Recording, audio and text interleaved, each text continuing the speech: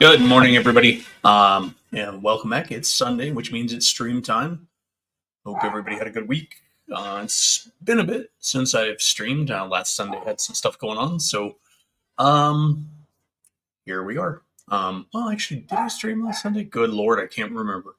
Anyways, hope everybody had a good week, good Memorial Day, and all that fun stuff.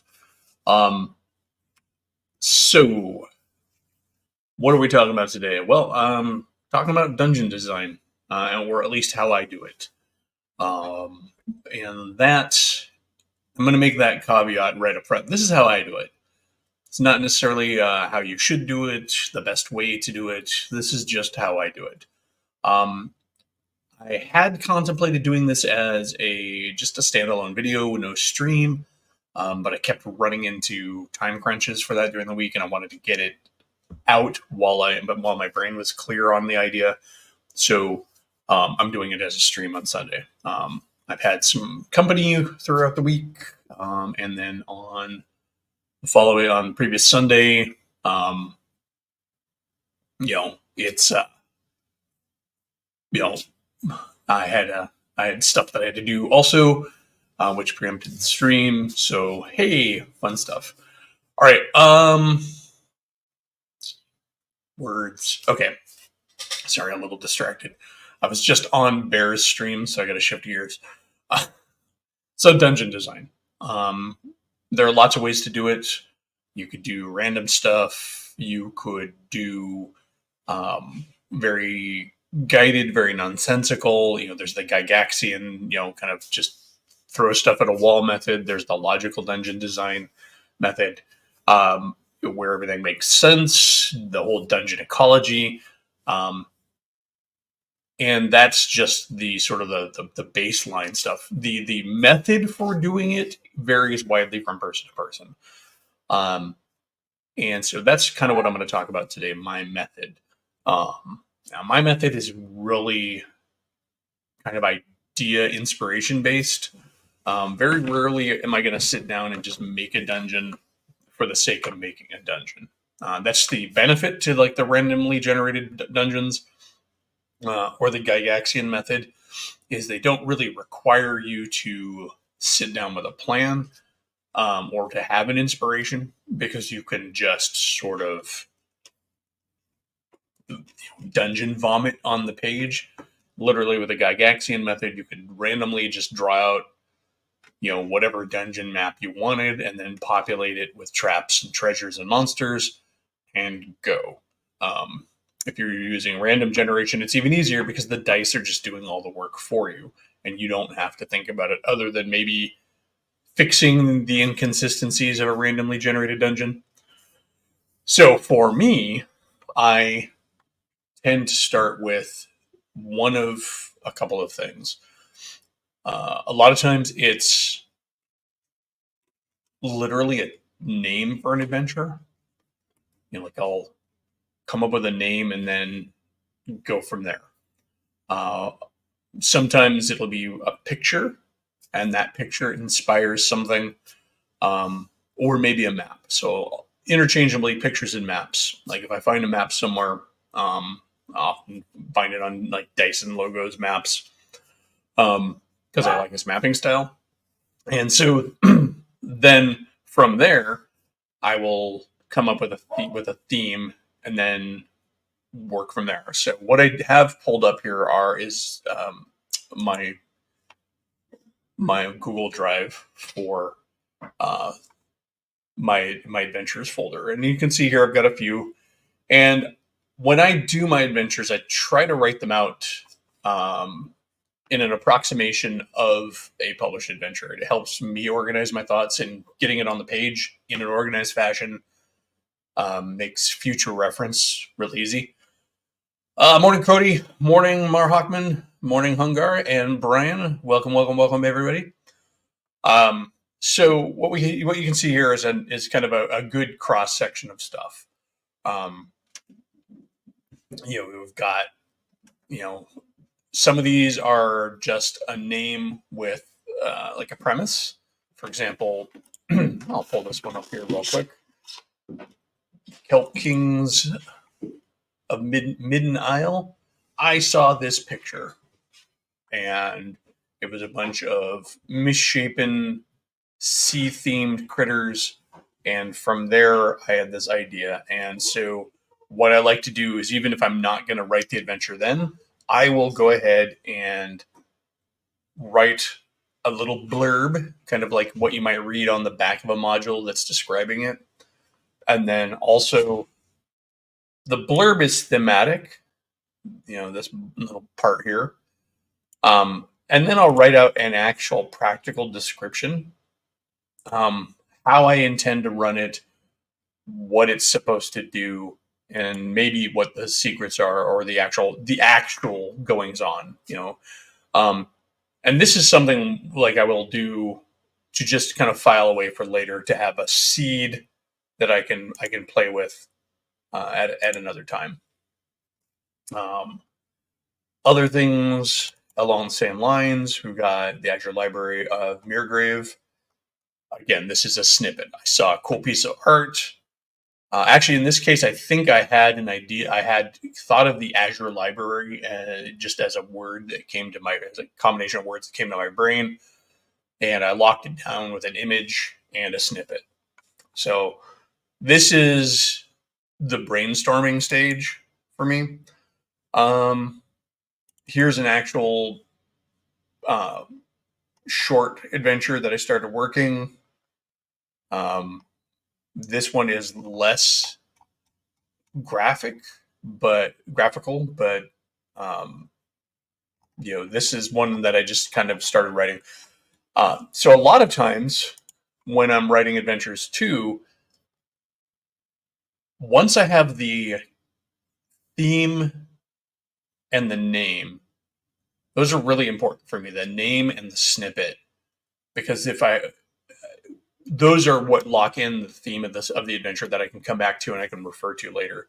But what I will also do is, if I'm very much inspired to write the adventure right then, I will try to write out as much of it as I can, as quickly as I can, even if it's just outlining elements. For example, Crow and Craven is a campaign that I started writing. This actually started out with the theme, and then I gave it a name, and then I found a piece of artwork. But the Crow and Craven is a campaign set in a sort of Highlands kind of a setting, and the idea was to try to get low-level PCs involved in domain play, even at first level. It's not their domain, but they're actually affecting the domain. And so I literally just brainstormed through this thing, and I did the initial, meetup, the first encounters, a couple of other little side encounters here. We got the Crooked Crone, we got Visitors at Night, all of these different things. And then after I had all of the stuff that I had really fleshed out in my head, I started writing out little elements for other places in the setting that I wanted to have in. Let me zoom in on this a little bit better so you guys can see it more. So I got the Belching Cave, the Gygaxian, which, and you'll often see that I've borrowed illustrations from various publications and stuff in here, because for me, the illustrations are anchor points, and I use them to, they are notes for my brain. Now, everybody's going to work differently, but for me, I know what the theme of these elves is. They're sort of Laplander, reindeer riding kind of characters. And then I've inserted stat blocks for most of the things that I would need to run them on the fly. But then we've got the Periton Lair, we've got the Ice Hag's Lodge, the Wilderstones. These are all different locations on a map that currently are just a description, except for maybe when I've got a stat block in, the Dragon's Breath Hills. There is a fog giant there, and so I pulled the stats for a fog giant and his brown bear pet. And why are these here? Because players are going to wander. and these are also seeds for further adventures. There's the Trow, and this is just writing about something that is in the setting. The Trow are these little like evil brownie type characters. The Hellfen. The Hellfen is like a nasty, swampy area. And so, in writing out these little snippets, I capture my ideas quickly. I get them on the page, and then I can go back and detail them as needed. Now, that is a mini campaign. But then, for example, the Barrow of Igval, this is one of the ones I've actually finished. This is done in a weird 2-column, but how to use this adventure, and this is another thing too. If I have, and apologies for the kind of random spew on this, but this is sort of how my brain works, anyways. If I have a specific way I intend an adventure to be written, to be used, I will actually do an actual how to use this adventure, sort of like if you were picking up a published adventure, because I don't know when I'm going to come back to this adventure. So I try to leave myself as many breadcrumbs back to my original idea and intent as I can when I'm putting these down on paper, or in this case, digitally. If I've got different areas, I will break them down. For example, I got wilderness locations, and then leading up to eventually the Barrow Mound, and then if there are distinct areas, I'll try to separate them. So Barrow Mound is C, so all the rooms in the Barrow Mound are, or the encounters in the Barrow Mound are now C and then a number. So this, at a quick glance, I know that those refer to the Barrow Mound itself. And so this adventure, it's like a real quick, small adventure. That's dangerous. So that's why, if you look up here, I decided that it was for levels 2 to 5 for like 4 to 6 characters. It's also like a BX style adventure because the monsters, we got a Hecuba, and then there are puzzles in this adventure. We got 12 skeletons and then 1 zombie per round in this room. And then ultimately at the end, we've got an Odiug. So we've got a lot of heavy hitting monsters. And earlier on, there's also a possibility of random encounter with an owlbear. So yeah, there's, this is a completed small adventure. This is actually the sort of adventure that you could drop into a campaign. That's what this one was designed for. Little side jaunt. But here's some examples where I found a picture and I decided to make it, Curse of the Well Witch. And I like to do this little tagline here, like you have with old adventures, to kind of, again, as a shorthand, to tell me where to target my encounters. You'll see I haven't written anything for this. All I know is I got a cool name, I got a picture, I got an adventure about a witch in a well, and we're going to go from there.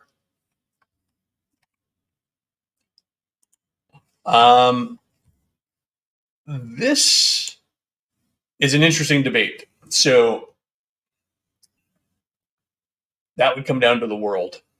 In many worlds I've run and played in, owlbears are just part of the magical ecology or the fantasy ecology, and are not treated like the mad mage creation that they originally were. And in those cases, yes, I would actually let you use it, because in that case, an owlbear is just a fantasy animal. If we were in a world where owlbears are much rarer and something that isn't quite as naturalistic, probably not. Or I might let you use it, but at a penalty.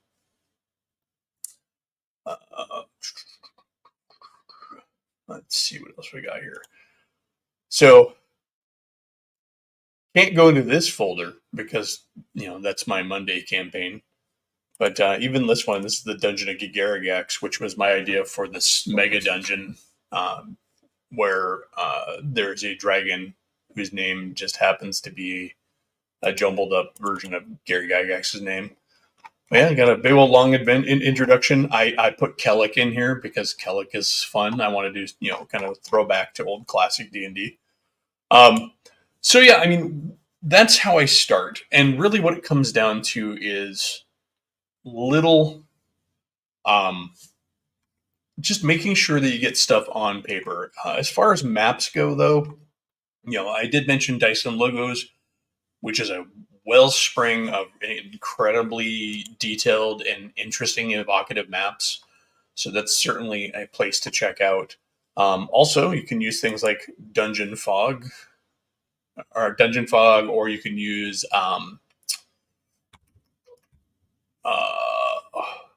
good lord, it escapes me. Yeah, there are any number of dungeon design programs you could use. So just a second here, let me pull this up here. You got Wonder Draft for Worlds, and then you got Dungeon Draft for Dungeons. So here's a dungeon I think I featured on here before. This is an incredibly graphical version where you can see lots going on here. Over here, you've got a giant bat lair that overlooks this cliff, which leads up to this fort that's in the side of the cliff. This is the void of the chasm that it's built on the side of. This is an Underdark kind of encounter. This was the ground level for the Zvart fortress that I had in an adventure. And so we have a gatehouse here with the wall. And you have the entry hall here. And so when I'm designing dungeons, I like to think about what kind of encounter flow or how I want the players to approach it. This is not about publishing dungeons. It's really more about making dungeons for fun. I am not a published writer of dungeons, and so therefore I wouldn't have anything useful to say on the topic. However, I do like to make my adventures a little bit more substantive than just notes. For me, when I do that, I feel like I'm delivering a more cohesive and honest adventure to my players. And that's as much for me as it is for them. Like, I don't really think my players are too worried about the legitimacy of the encounters and adventures that I throw at them. But for me as a player, I very much do like, or as a GM, I do like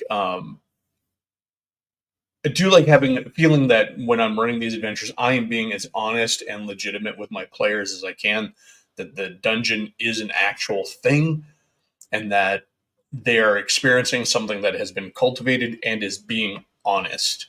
So, for example, in this dungeon, I could have made any particular thing happen in any of these rooms. Some of that might feel a little asshole-ish to the players if they just encountered them randomly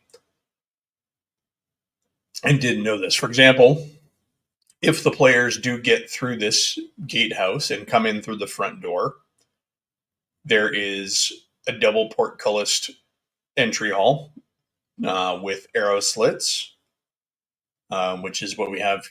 From here, there's a guard room with arrow slits. So that's the first obstacle that you got to get through. Let's say they bash into this one. Well, in the write-up for this, you'll notice that this floor space here is surrounded by an elevated battlemented wall with a staircase up one side. So not only is there a guard room here, when the players come in here, they would be faced with Zvarts with bows up on this elevated position.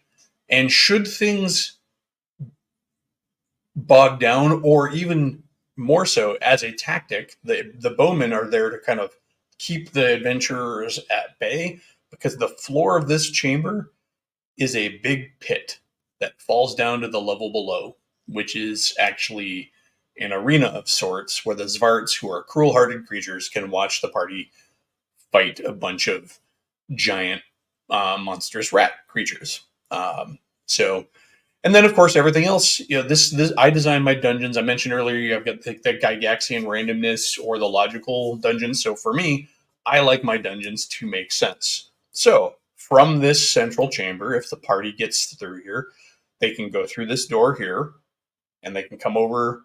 And what we have here is a barracks. There is a commander's room. There is a little cell or storage room or something to that effect here. There's a well where the water supply is. There is a hearth here. This is the kitchen, so to speak. Here's the dining hall. And then over here is another barracks with another room. So you basically got the head commander, you've got the sub commander, you've got a barracks sub commander. Here is a workshop where there's a forge and work tables. Over here is a pit. It's a refuse pit, which the level down has an Odiog layer. And this is also cages where they keep prisoners and food. And here's the giant bat cave where some of their mounts are that they ride through the Underdark. And so this would be a way for the players to come in either through this gate into the jail slash feeding area there, or down this way.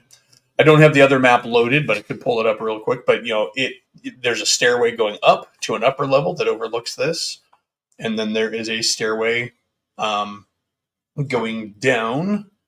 Let's see. Oh, we even have a pantry over here.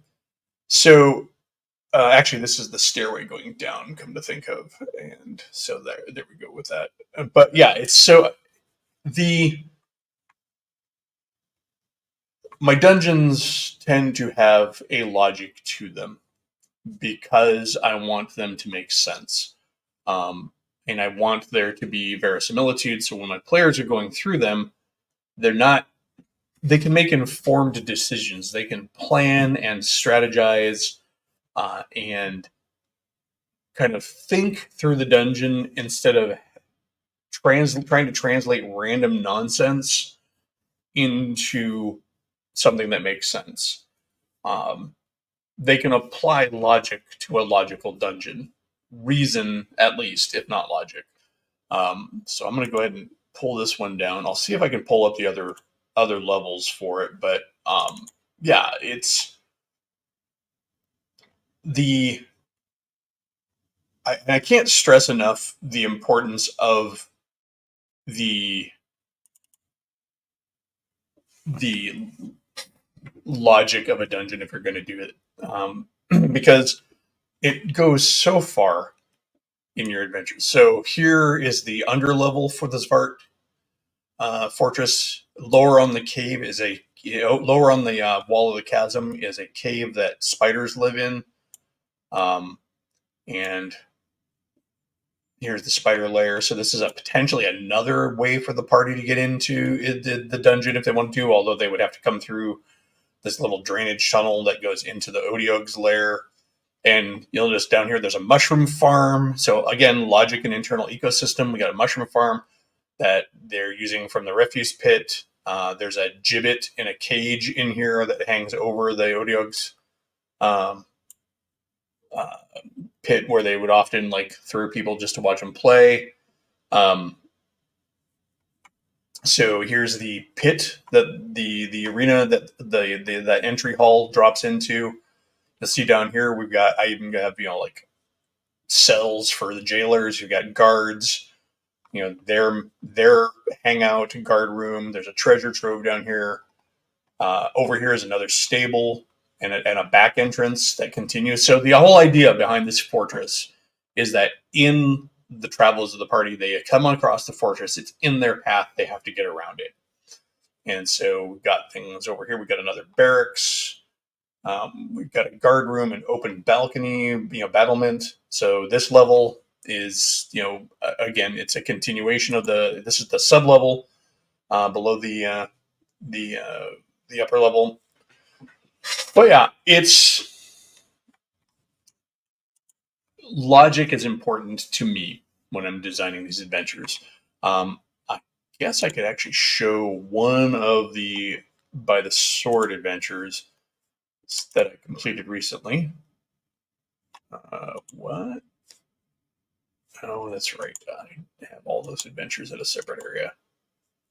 Oh, there we go, by the sword. Adventures! Alright, so they recently completed the Isle of the Eye. And so the Isle of the Eye was the one where they encountered the Cyclops. This is a picture from a Savage Sword of Conan magazine, and this picture is what inspired the adventure. I'm going to kind of, I guess, let me walk through the anatomy of an adventure that I finished in the step by step. Isle of the Eye. I saw this picture. It's a single Cyclops, seemed like a manageable encounter for a BX old school sword and sorcery type of game.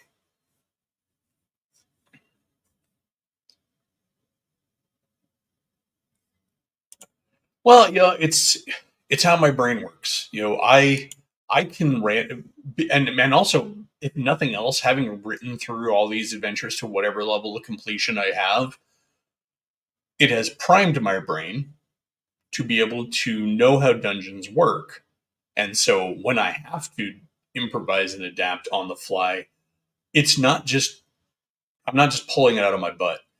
It's coming from somewhere. It's coming from experience. It's coming through from practice. Back to the Isle of the Eye. So I found I had this picture and seemed like a reasonable encounter for my party. Um, exactly, repetition and practice, and then that builds up as a foundation that you can build off when you're running. And so then after I had this picture, I like to give evocative names, especially for this for the By the Sword campaign, trying to come up with names for adventures that sound like they would be a pulp novel. Imagine this is like Conan and the Isle of the Eye, kind of a thing, right? And so then I get a brief description, which you know it's what I was going to make out of it, and then I started writing. Again, more illustrations to set the setting for myself. This is again a snip from a Savage Sword Conan. And so then I had the primary description of the area where the adventure takes place. I set up some custom encounter tables based on area. So I've got jungle and beach encounters, and then I got volcanic plain encounters. Now I could have split this in two, and had I spent more time, probably would have. And that's the thing. Like now that I've run it and I know my experiences with it, I could always come back and modify this and add a second. I could do a separate beach encounter and jungle encounter. But the jungle is not very huge. It's actually a very small island with a narrow band of jungle between the beach and the mountain at the center. And then I have the volcanic plain encounters, which is basically anything that would be encountered in the arid, rocky region leading up to the mountain. And then a couple of other encounters to have on the island.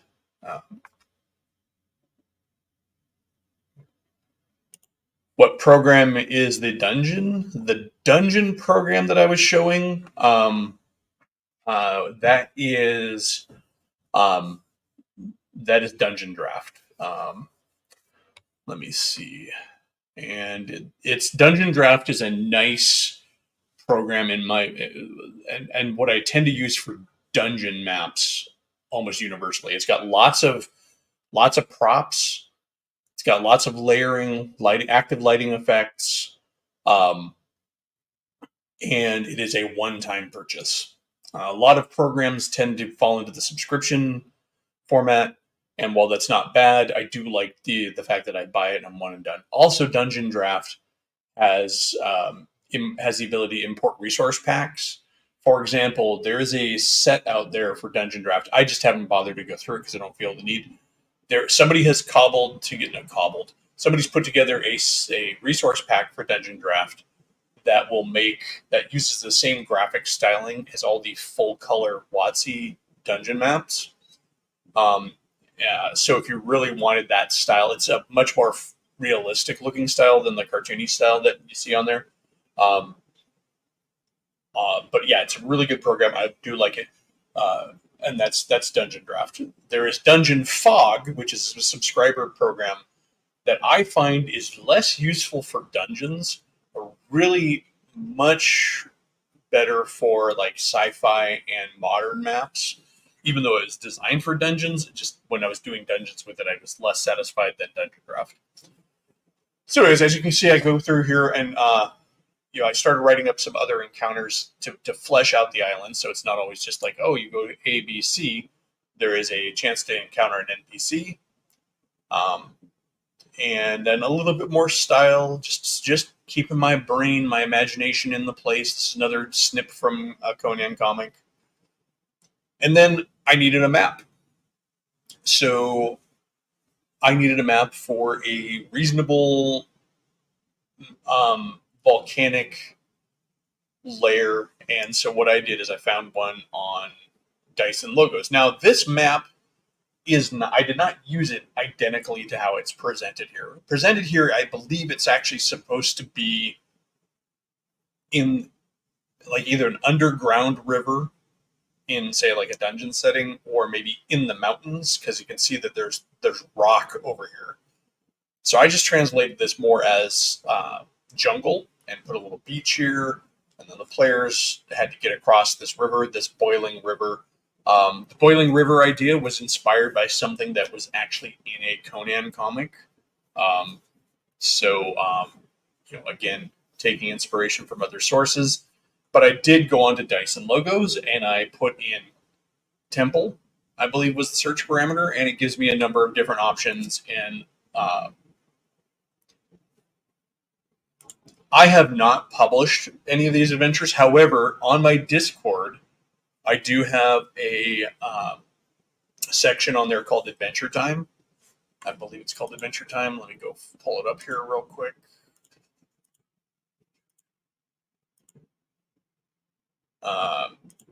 And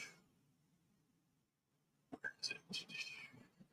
Yeah, so in the Adventure Time, under the role-playing game section of my Discord, I do throw in adventures that I've written there, not published for sale, just for fun. Like after the party completed the Isle of the Eye, I dropped it there. So this thing that I'm showing you right now, there's a link to there's a PDF of it there if you wanted to use it. I have thought of publishing adventures. However, to do so requires the purchase of art and maps, and that is an expense that I do not have. I can't afford that, and I'm not going to use AI generated stuff for that. So, if you are ever looking to publish an adventure, I'm gonna another shout out to Dyson Logos here. He does have a selection of his maps that are commercially accessible. So these are maps that he has done that he has given open rights for people to use in their publications. And so that's certainly an option. Also, I don't believe he's available. He's not available for commissions that I know of, but because he gets plenty of industry work. But yeah, it's, if you needed to, you could definitely look at some of his work. Hey, welcome, John. Also, Redfield, I saw you snuck in here, and of course, Manfred, welcome.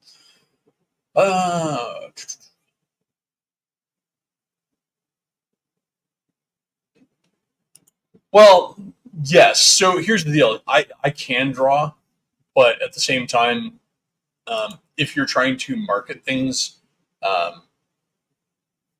does Dungeon Draft do hex grids? I do not believe Dungeon Draft does hex grids.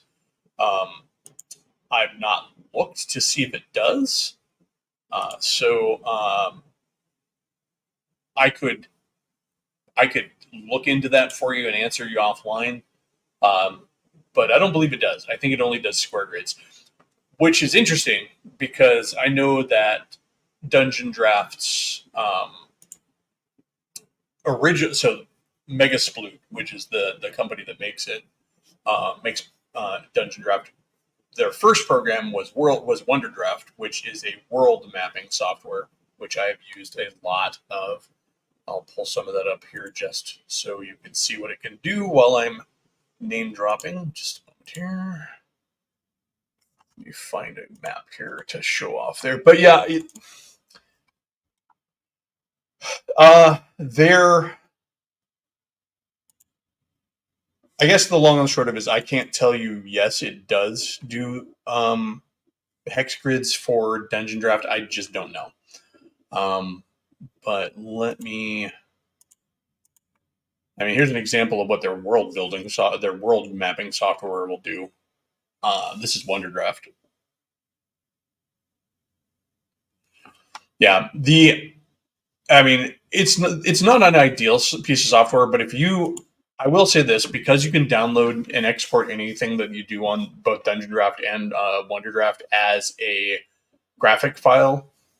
If you are good with other art programs, like Photoshop or whatever, you can take whatever you map there, and then you can get rid of the grid on their programs, so you could easily work it into another program and do an overlay.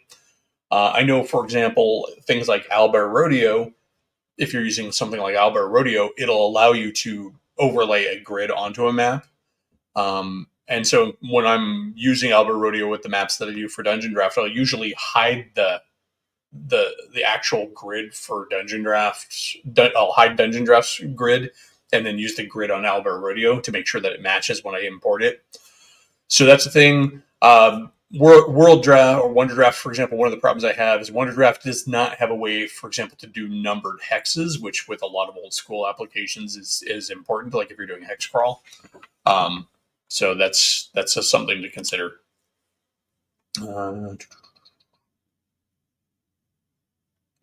I know a lot of people like Incarnate. I have not used it. I found out about it after I was already well versed and using the Mega Sploot products, because I mean you can get pretty involved with your adventure with your mapping here, because they have sort of a spray paint gradient kind of an effect that you can use for covering your maps. I know I know Incarnate does as well. But let's see. Here's another world map I did. This is the map actually for the By the Sword campaign. So this is the overworld hex map. All right, so I don't know how enlightening that was as far as the process of dungeon design goes. For me, it's much more art than science. I come up with a theme. I find the resources I need to fit that theme. I find a map somewhere. I draw a map somewhere. I put it in place, and then I just start naming things. There's one thing that I didn't exactly show that I do a lot of, and I'm going to see if I can find a way to do it without spoiling anything. A lot of times I find, for example, it is important to get your encounters written down before you even place them. Especially if you have certain key ideas that you want to have in your adventure. Don't worry so much about the arrangement of them while you're forming ideas. Getting your ideas onto paper is the most important part. I would say if I had to break this down, I would say find your inspiration, pick your theme and your premise, write that down, write a publisher's blurb for your adventure. Just get it down on paper so you lock that in case you get distracted or you have to come back. Have that. The dungeon of such and such is an adventure where the party will such and such and blah blah blah. They face da da da da da da with Lord such and such. To write down what your idea was when you were inspired, and then go ahead and start just noting down some key things that really inspire you for that adventure. When I was doing the Crow and Craven campaign setting, what I did is I had an idea of the flow of the campaign, how it would start. And there's it starts with sort of a mini railroad, um, because we got to get the party in position to do the rest of the campaign. But then after that, the campaign is pretty wide open. So I locked in those key scenes, those ideas that I wanted to get that campaign going. And then I started brainstorming what would flesh out that setting. In that case, it's kind of a Highlands setting. And so what kind of encounters and areas and things might make a open world setting with a Highlands theme really sing. Get your theme, get your premise locked in, noted down, brainstorm some encounters, make or find a map, and when you find a map, be picky. Find a map that suits what you're trying to use, and also more than one map. Don't be afraid to have multiple locations in an adventure. You might have the starting of it might be getting a thing from a merchant, and so you'll need a merchant's houses map. That's cool. There's plenty of those online. Then you need some caves where the thing that you found in the merchant's house leads to the caves. No, I answered that earlier, Manfred. I haven't published them, but I do put them on my Discord, for people to use if they want to. Uh, oh, but yeah. So, and the fleshing out of the adventure is really the last part. I find that when I'm placing rooms in a dungeon, like once I get all the numbers assigned to the rooms, I will then write an outline of the dungeon of the rooms, just their names, and maybe a keynote if it's important to know later on. And then I will come back and flesh that out. So, for example, maybe you go like guard room, entry hall, uh, statue gallery, and so I'll just have those, and because I'm working digitally, I'll number them and I'll put their name there, and I'll just put them down as a list, and then I'll come back and I'll fill in the descriptions. And I fill in what I need to. I try to put the monster stat blocks in the descriptions of the rooms. That way I'm not flipping around. Also, with the useful things like snip tools and stuff that you get, you can always pull maps. You can always do snips of the main map to inset into your adventure. So every time you're running a particular room, you've got a little map of the room on the page. That's modern design that I really like.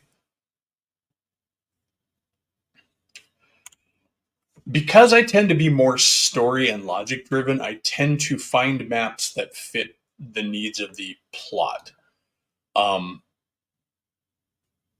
There are very few times where I would say that the map comes first, but it's not exclusive.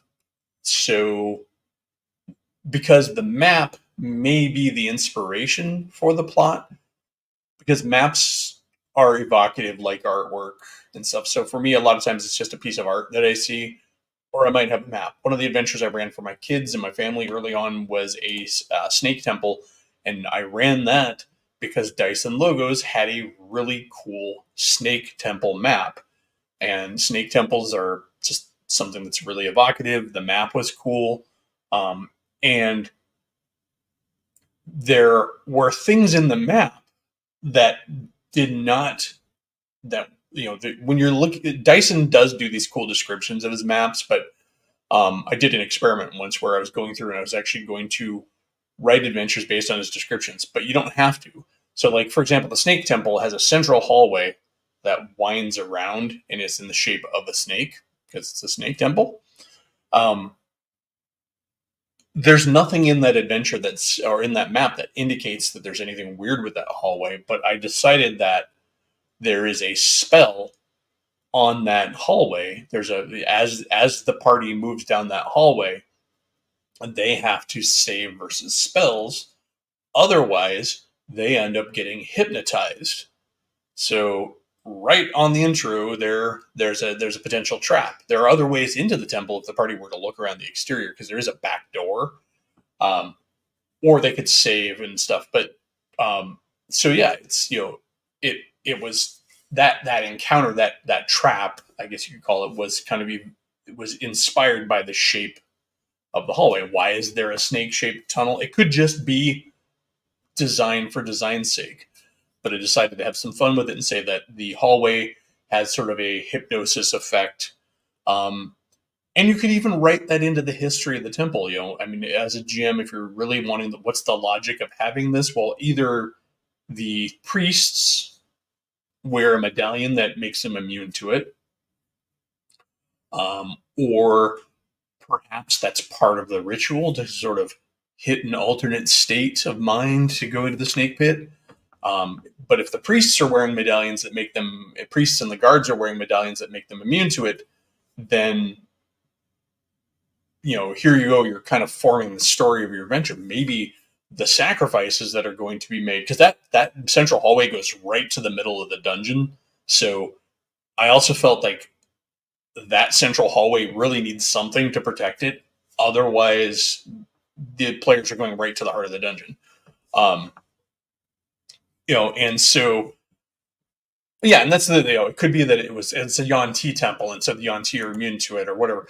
But it also could be that that's how they got the potential sacrifices into the right state of mind, because by the time they get down the hallway, they're all hypnotized and stuff, and but your map can be your inspiration. But usually, I find a map. Going back to the original question, I find a map that fits the story I want to tell, rather than making the story fit the map. There are cases, however, like the Snake Temple, where it works in reverse, because the map itself was the piece of art that inspired the idea. It also comes down to the type of game that you're running. I think in some cases, if you're looking for a setting, or you're going to be doing a setting where multiple things are going to happen, finding the map first is potentially helpful. Like a city, for example. One of the nice things, this is going to end up sounding like a Dyson's logos advertisement, but one of the things he does that's really cool is he does map sets, where he does several maps that all tie into a central theme that form mega dungeons or settings in and of themselves. He's got this one called Heart of the Darkling, which is a underground river that enters from the surface and then goes down towards the Underdark. And it's a series of maps that are all dungeons that occur along the course of this underground river, leading down to this Underdark town that is just really well detailed. And so you could make an entire mega dungeon of that with several sub dungeons along the way. Let's see.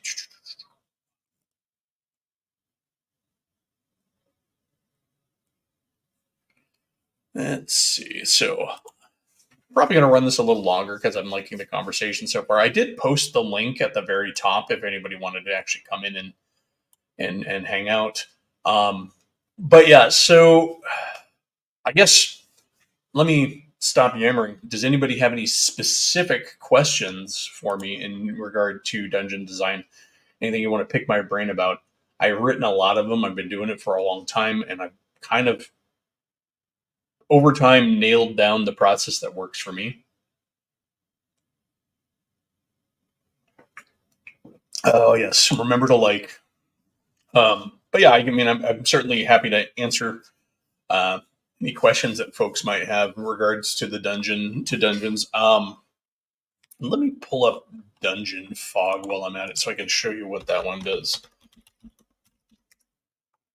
Now, this is a subscriber service. So let me log in. And unfortunately, it's also web based. So Manfred, you might like this one because they do really good tech maps, I believe, or I've been able to find do really good tech maps. Um, Let me see if I can find a good one to show off. Well, here we go. I do a lot of maps for Star Frontiers, and so I did a submersible yacht. Um, let's see. Let me pull this up here so you can see it. Um, so this is Dungeon Fog.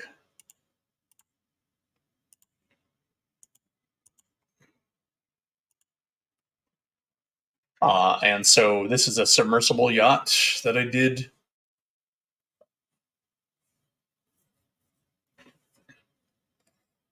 But so you can see we got many layers. Hello. Hello, what's up? Not much. Just showing off Dungeon Fog. So this one, I mean, Dungeon Fog is another asset-based one where they have you can pick up more asset things. Unfortunately, it looks like they did another update, and some of my textures got messed up because there's supposed to be a floor texture on this dining room at the Well, back of it. that kind of goes into what you were saying earlier about having a thing just never change because it doesn't get version updates. Then you don't need to worry about the version updates breaking things. Well, one of the things they did got it really was vexing. Here's one of the things I did with Dungeon. This is a tank. I even did the interior of a tank for whatever reason. But uh they did a big update that really messed a bunch of my maps up. Because it changed the scaling. Here's an assault air raft map I did. So we got the deck with the vehicle on it and stuff. So this is what I use Dungeon Fog for. Although I will show, and Yog will probably appreciate this. Let me see if I can find. Um, I did Call of Cthulhu house maps. Um, if this will actually load in. Oh, that's one of the broken files. That's the other thing. Recently, The I had the, a bug. the extra broken files that don't load improperly, they just don't load. Yeah, and that's a problem I had recently. Is there were several of my older files. They're like, oh, this is something that we will have to go through and reset manually. Um,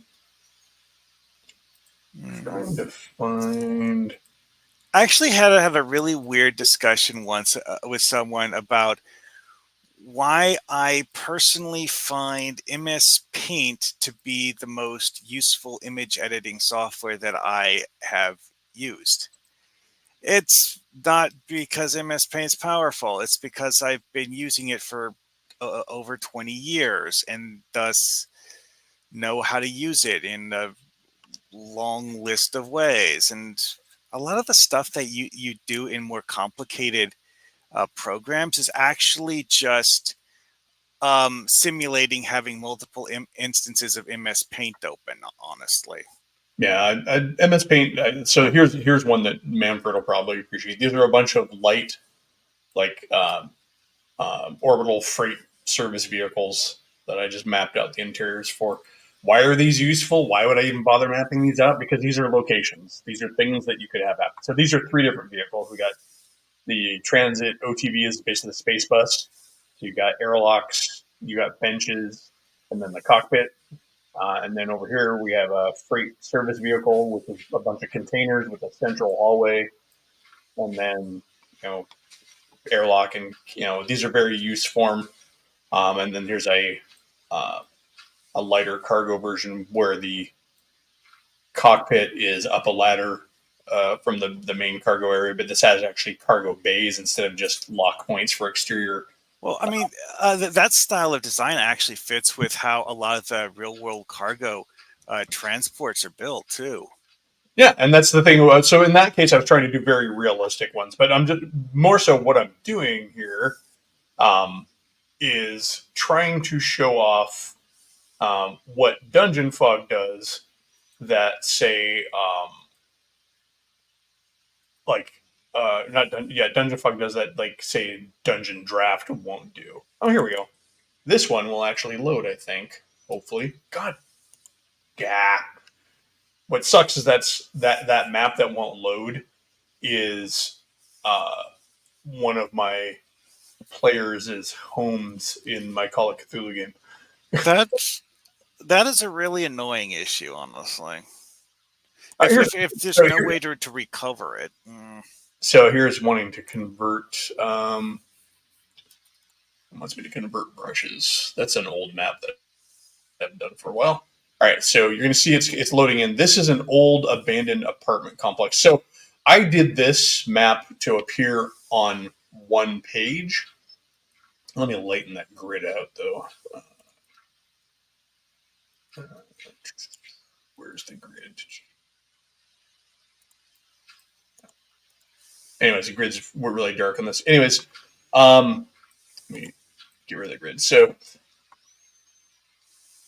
the dungeon fog, just like dungeon draft, does have the ability to do levels that are stacked as separate maps, and you can actually do sort of a fade out overlay. So when you're doing maps, you can line them up properly. So that's really good.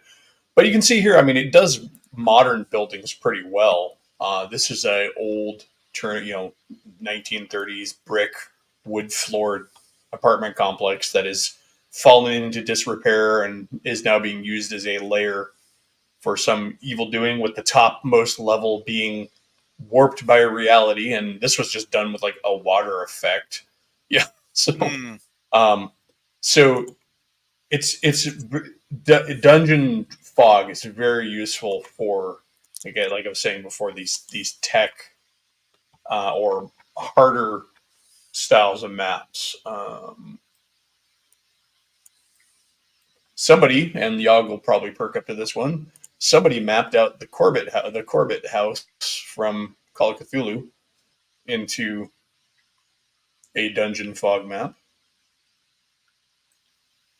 This is the one from The Haunting. And I'm gonna venture a guess we can probably go to the levels if we wanted to show. Let's see, what levels do I have? Oh, look.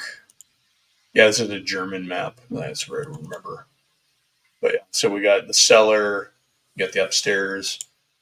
So yeah, that's dungeon fog. But I mean, really, I just wanted to show that off. But as far as dungeon design goes, it's uh, I would say it is a good thing to find the tools you want. One thing that Dungeon Fog did recently add is like old school mapping, so you have like black and white assets for doing old school maps, which is good. Let's see. So, anybody else have any specific questions about dungeon design?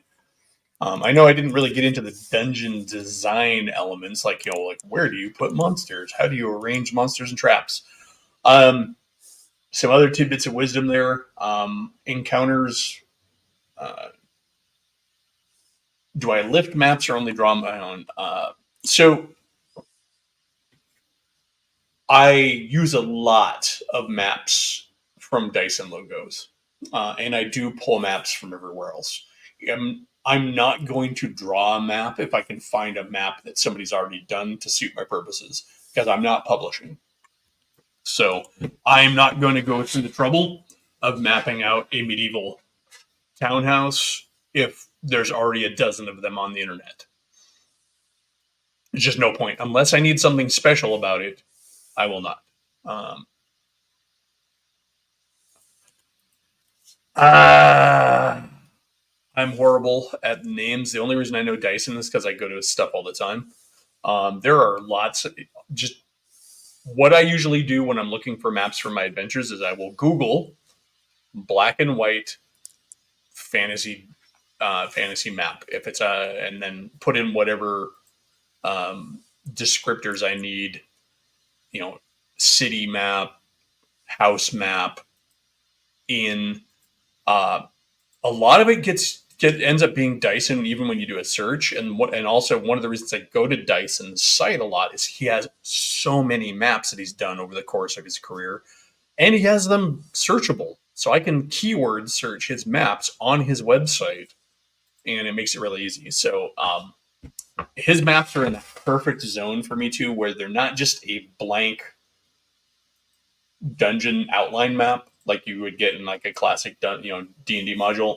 They've got little hints at furnishings and stuff that can help you sort of figure out what a room is. Um, and so that's I find those useful. There's some texture to them, I guess, that helps inform what's going on there. Let's see, but yeah, so yeah, in answer to Manfred, I do lift maps because it's just personal use. And then Brian, I draw maps when I need to. I guess is the thing. I really I take advantage of the age of the hobby to allow me to put my time and my creativity where it is best put to use. And drawing the map isn't that. Um, Constructing encounters that are useful and interesting, and arranging stuff inside an existing dungeon map is a much better use of my time. If I had to throw out any real quick nuggets of wisdom for dungeon design, I would say, um, if you're considering using a trap in a dungeon, consider instead a hazard or an obstacle. They are usually about as dangerous as a trap, but they make more sense logically. Um, and the distinction between a trap and a hazard and an obstacle is hazards and obstacles are things that just exist and are usually part of the environment. Whereas a trap is something that is manufactured and then, in the modern parlance of dungeons, invites a lot of questions. It's an ancient tomb. Why does this thing still work? Unless it's magical, a crossbow is not going to be functional after 200 years of sitting cocked in a wall. It's just not. Yeah. So, well, there are actually certain traps from legitimate ancient tombs that people have found that did in fact work. It's just that they had a very specific mechanism for how they worked, well, and again, that's that's what I'm not saying. something that just anything works with. Yeah, you have to, if you're going to use if your trap is ancient, then why is it still working? Now, it is a fantasy game, so it's completely legitimate to say that it's magic and just hand wave it. Not gonna say that you're wrong. Let's see. Like, well, one of them from that's a real world example was a poison needle trap, where you try to open something, you try to open it the wrong way, and you trigger a poison needle to come out and stab you in the hand. Yeah, but Like, even in the cases of the poison needle trap, if you're talking about an ancient poison needle, poisons usually oxidize over time, and so we're probably not going to be poisoned. The worst you might well, get is tetanus. well, that's if it's an organic toxin. If it's an inorganic toxin, that's different. Yeah, but This again, one I think was actually like some sort of arsenic compound that they used for it. but still, even still, I mean, so I guess my point is there's a whole line of logic and a rabbit hole of Yeah, yeah. understanding that And feeds into this one, that. the logic is that the poison needle was kept from being exposed to the elements inside the lock mechanism where it was clean and dry. And again, again, there's a rabbit hole because Yeah, it's your players can always challenge you on there. Like, okay, so what's the lock made out of? Well, it's just made out of steel. Well, why is the steel still in good condition after 300 years in a wet dungeon wall? oh yeah. I mean, why are you able to pick this lock that's 2,000 years old? Well, I mean, and to be fair, I've had adventures that I've run where the party's like, I described the door. It's an old ancient, old ancient wooden door with with iron bands that are rusted, and the party's like, rusted and old. Can I just kick it? I'm like, yep, and it falls apart because it's old and crusty. I mean, my first thought is bonk it with a hammer, but hey, Well, so again, though, this is why I like to resort to hazards and obstacles rather than a trap. Mhm. So a good example of a hazard is perhaps there is a part of this ancient dungeon where the floor has been undermined by water flow. So the stones are actually sitting precariously positioned over a washed out foundation and are now kind of barely held together. You can describe to your party that they can see gaps, that it's sitting all cattywampus. Now, to get across it, how are they going to get across it? The payoff is still the same as a trap. If they fall through the floor, they fall into whatever's below. And in a washed out area with a little cave underneath, that could be everything from just a bunch of sharp rocks. It could be a flowing river. For all you know, it's now a nest of snakes because, hey, look, a convenient hollow in the ground. You know, um, it still has the same payoff as a trap, but it's not so much of a gotcha, and it makes sense.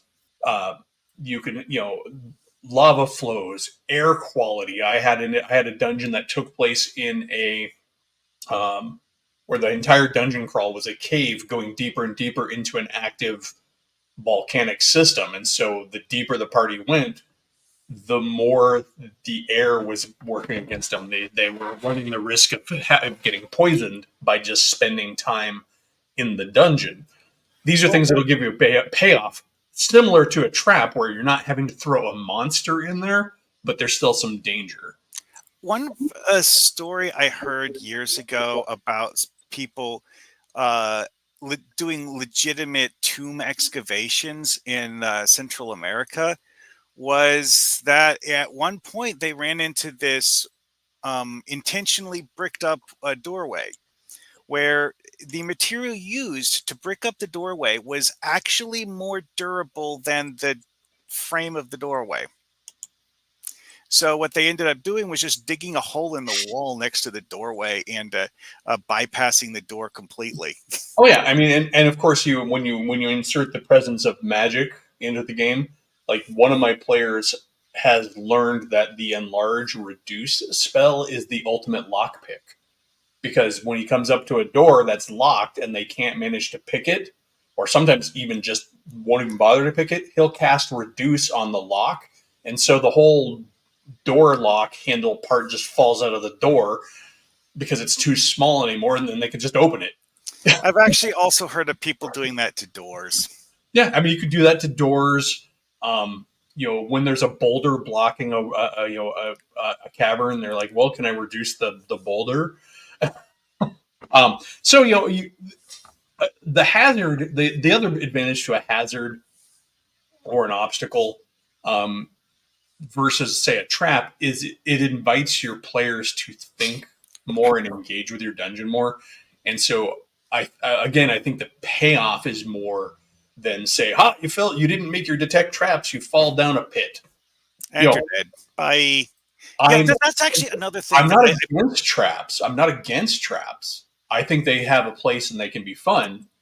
But I feel like, my original point was anytime you're thinking about using a trap, consider, can you use a hazard or an obstacle, because you can use hazards and obstacles much more abundantly than you can traps before it feels ridiculous. Here's another one for you that is kind of sort of halfway between the two. Deadfalls. Like i.e. Someone who was messing with stuff in this place prior to you coming there arranged things in a certain specific manner, and if you mess with it, it might fall on you. Yeah, I mean that is definitely a way to actually one of the adventures I was showing off earlier, the Barrow of Igwal. There is a room that you come in to before you get into the main chamber of the barrow that has a network of poles that crisscross the room and are braced against each other in the ceiling and then also the door. So to be able to open the door, you need to remove the poles, but the party then has to spend time figuring out which poles they can move in which combination without bringing the ceiling down. So it's sort of a trap, but it's not a trap because it invites participation. It's a physical obstacle. I also feel like if you're going to do a trap, the ones that um, are more fun of the kind of the almost, for lack of a better term, the grim toothy ones where they're a little bit more complicated, um, and maybe there's some fun to them. For example, I have uh, a trap that I designed where it's a hallway that is sort of a half pipe, right? And there are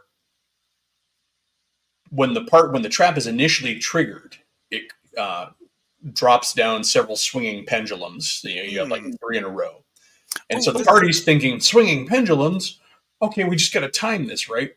What they don't realize is if they wait, as they wait, trying to figure out the timing and stuff, the pendulums on each one of the apexes of their swings, they're hitting the wall a bit, and they're chipping away at these thin layers of plaster and the or whatever the wall is there that's holding behind it, basically acid vats. And so the idea is that the party will spend some time figuring out the timing, and then they'll start to proceed carefully and slowly through the pendulums, and they're now in this half pipe, right? So um, and then eventually, like about midpoint, the pendulums should break through the wall that keeps the acid back, dumping the acid into the half pipe. this reminds me of one of my favorite traps from a Hyperborea module. Um, this is something that, like you mentioned before, was not a trap in the traditional sense.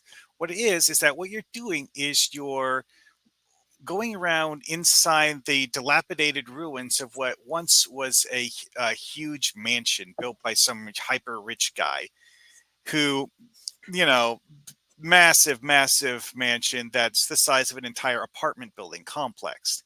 Well, the people who are currently living there, they only actually go into like half of the building. So if you go into the parts that they don't go into, they're not necessarily in a good state of repair.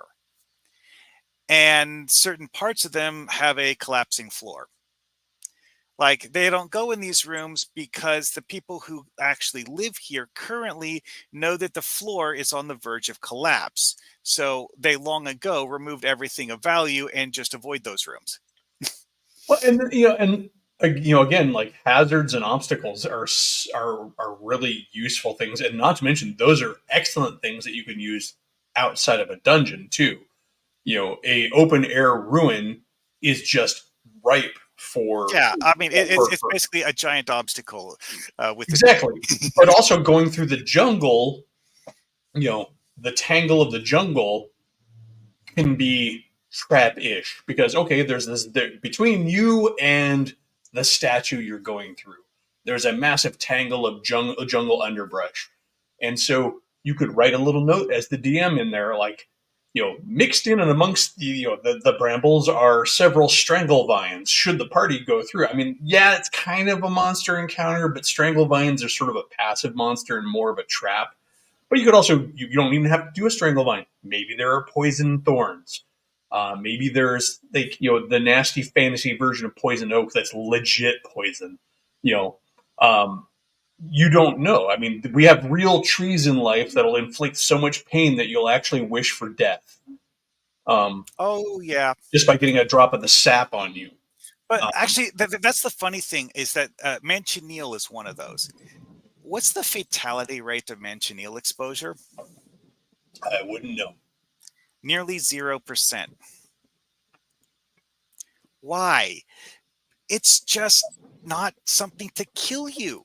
It's a powerful irritant agent Oh that yeah, I mean, no never one underestimate wants you the. to get exposed to, but it's not designed to kill. Oh yeah, I mean, for example, in one of my dungeon adventures, not dungeon but jungle adventures, the players were on an island, and they're having to cut through the jungle.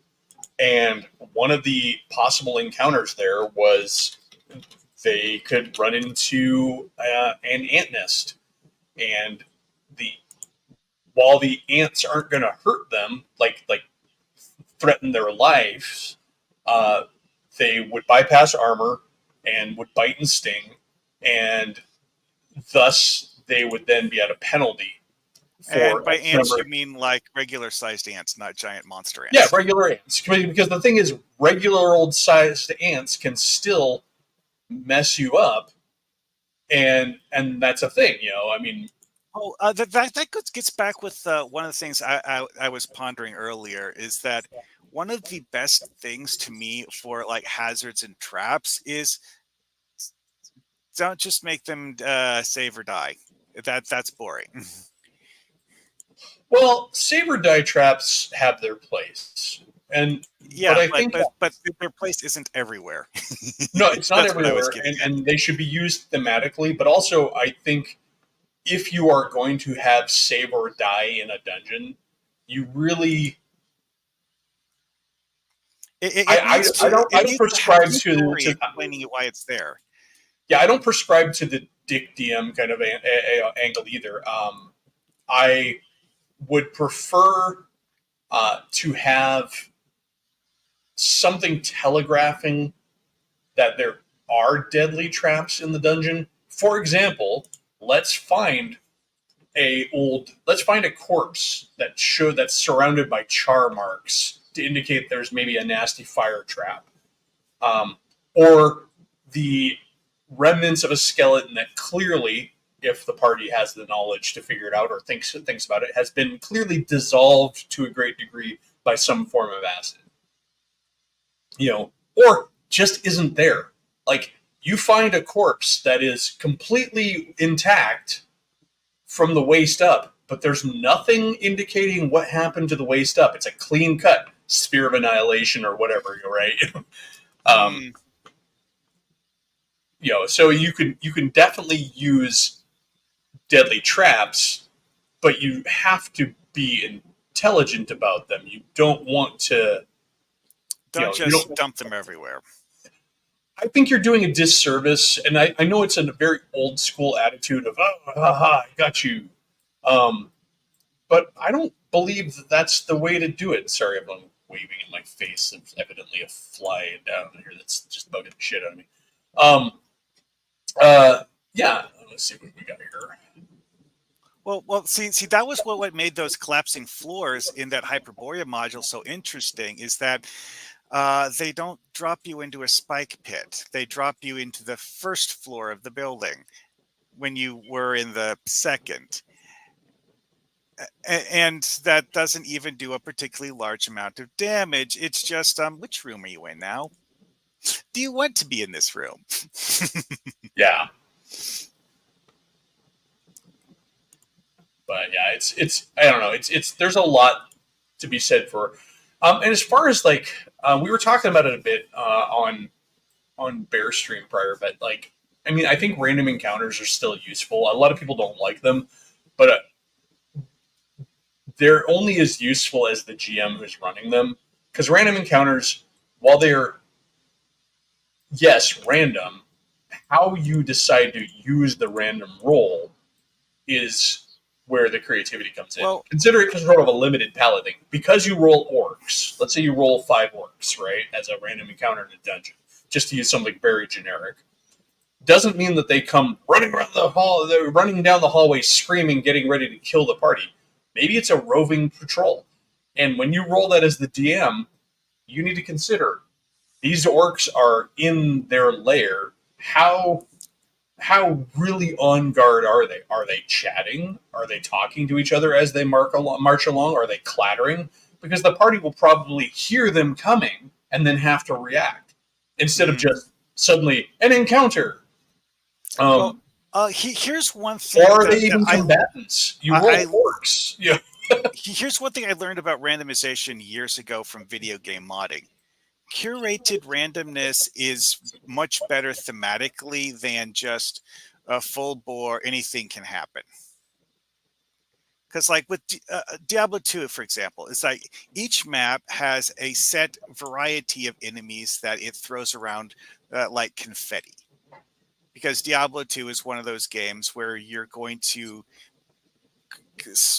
wade through the blood of your enemies to get to your goal. The thing is, though, is that each of these maps has a certain set group that you have to deal with. It's not just anything and everything. Well, yeah, so the problem I think a lot with random encounters is the pro. What? Okay, let me back up. The modern interpretation of random encounters is divorced from its original intended use and the original um, design of its use. Random encounter tables have been provided through products as examples and as a useful start. However, if you start looking at modules that include random encounters, most of those modules that include random encounters have very, like you said, cultivated encounter charts.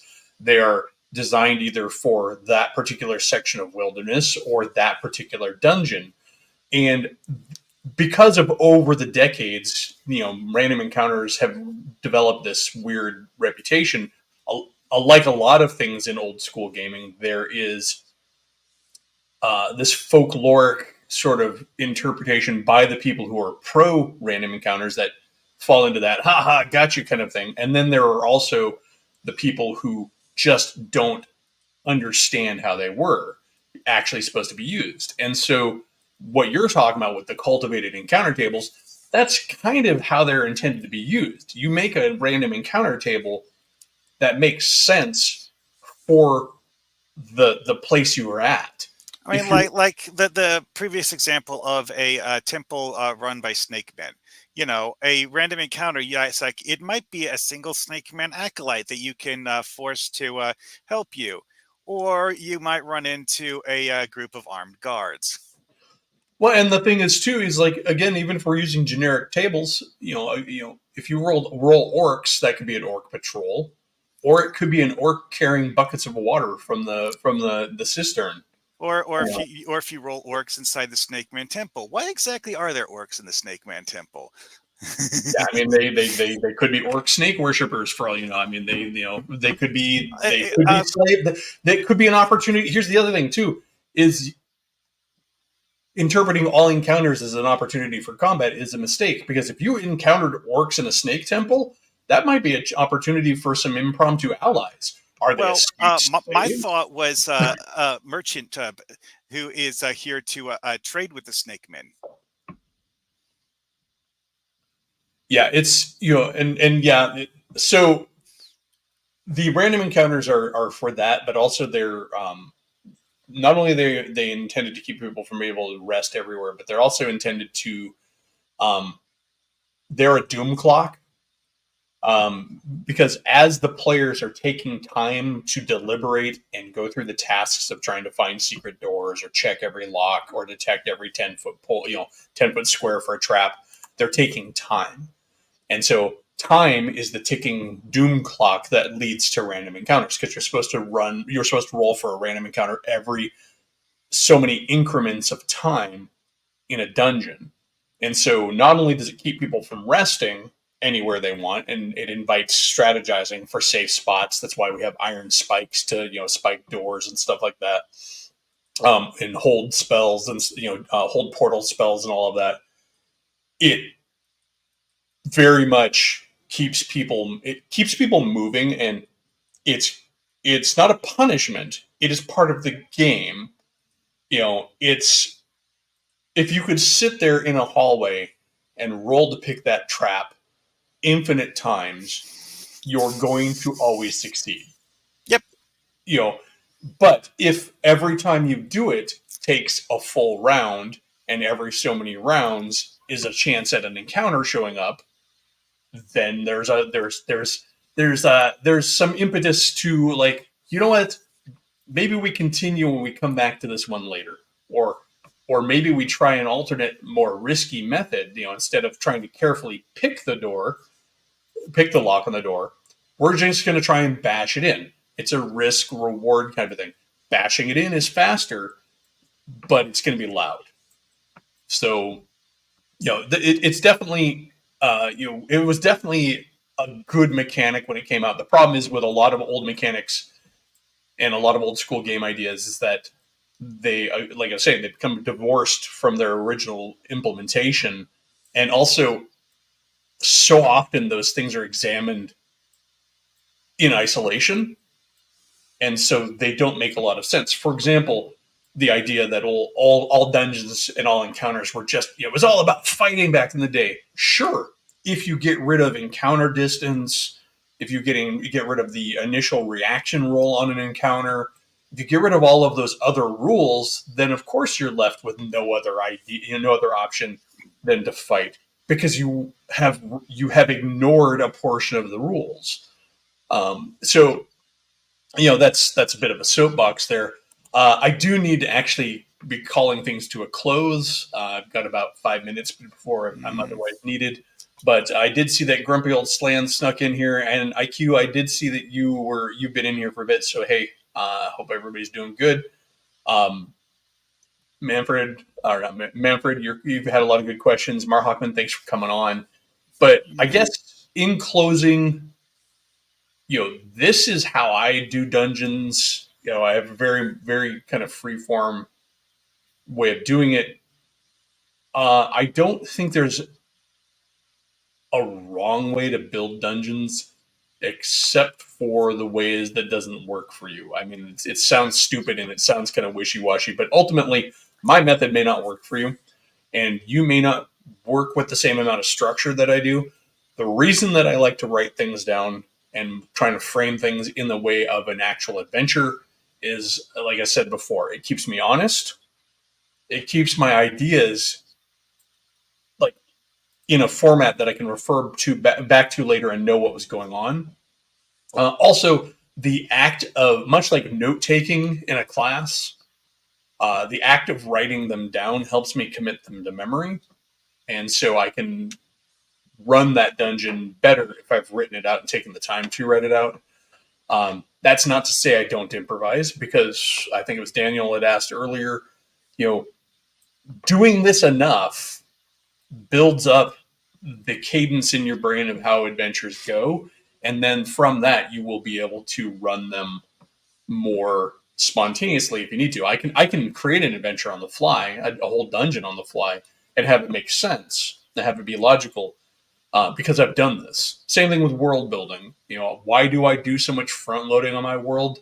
Not because I expect the players to encounter every bit of lore, but when they do run into something or they have a question about my world, even if it's not directly related to something I've written, I have enough laid down about my world to be able to answer that question in an intelligent, logical way that makes sense and is consistent. And the consistency in a world or in a dungeon is what is always going to make it better for your players, because they will pick up on the inconsistencies.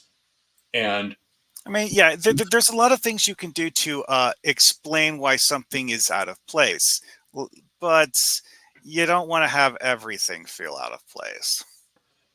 well, yeah, I mean, it's not even the out of place. The strange and unusual is thematic. That's thematic. However, if everything is random gobbledygook, and then you're just in a funhouse dungeon, which is fun in and of itself. You can certainly do that. I do need to be going though. So again, Mm. Hockman, thanks for coming on. Everybody, thanks for coming into the chat and throwing out the comments. That's why this went a little longer than normally. Um, again, I do post stuff to the Discord a lot, for world building and adventure design ideas, and I do post some of my published, not my published, but my completed adventures there. Um, there are departments all over the Discord for various topics, and I have been known to write essay type things on a lot of them. So it's in fact, I'll pull it up real quick. So if you're not already on the Elfbait Discord, then certainly go there and join, because um, let me see where you see, if you can look here just on the right, go over to the right here, or to the left, excuse me, because I know things. Just in the role playing section, I've got Adventure Time, DM tips, player tips, rules chat, monster building, world building, campaign settings, adventure design, NPC design, and then I get a little bit more specifically themed. Um, there's also miniatures talk over there. And then I've also started, I've got a separate section for my hosted games. I'm also potentially looking to um, create, to start doing some other hosted games besides my one Monday game. I am still tinkering away at the fanzine. That should be fun. I've actually got some stuff in the works, and then there's just the general stuff up top. But yeah, I mean, it's I put time into it. So if you're ever looking for something to read, or you have something to say, go over there and put it down there. I know I see Mar Hockman there a lot, but on that note, I will bid you all a good rest of your Sunday. Hopefully, you have an opportunity to get out and game and have a good one. Mhm.